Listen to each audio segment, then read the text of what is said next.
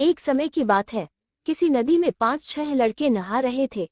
नदी शांत थी। लड़के नहाने में खूब आनंदित थे। बेसुध धमा चौकड़ी मचा रहे थे। अचानक एक लड़का चिल्लाने लगा। सब लड़के चौंक उठे। सबने उसकी एक समय की बात है। किसी नदी में 5-6 लड़के नहा रहे थे। नदी शांत थी। लड़के नहाने में खूब आनंदित थे। बेसुध धमा चौकड़ी मचा रहे थे। अचानक एक लड़का चिल्लाने लगा। सब लड़के चौंक उठे।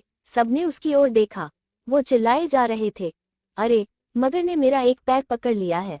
बाकी लड़के पानी से बाहर आए और दौड़े दौड़े उसकी माँ के पास गए, जो नदी किनारे बैठी।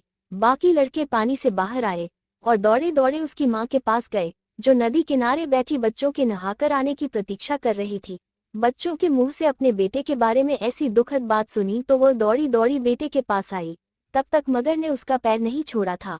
माँ बेटे को बचाने के लिए कुछ कर पाती इससे पहले उसके बेटे ने कहा, माँ मुझे बचाने की बस एक ही तरकीब है, तुम मुझे भगवान को अर्पण कर दो।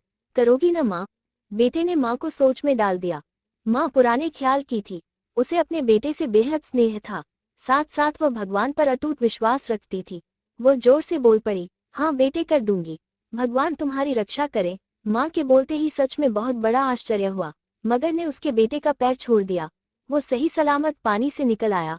तो बच्चों, जानते हो वो लड़का कौन था? वे भारत के प्रसिद्ध सन्यासी दिग्विजयी शंकराचार्य थे, जो मात्र 32 वर्ष ही जीवित रहे और इतनी कम अवधि में न जाने उन्होंने कितने महान कार्य किए।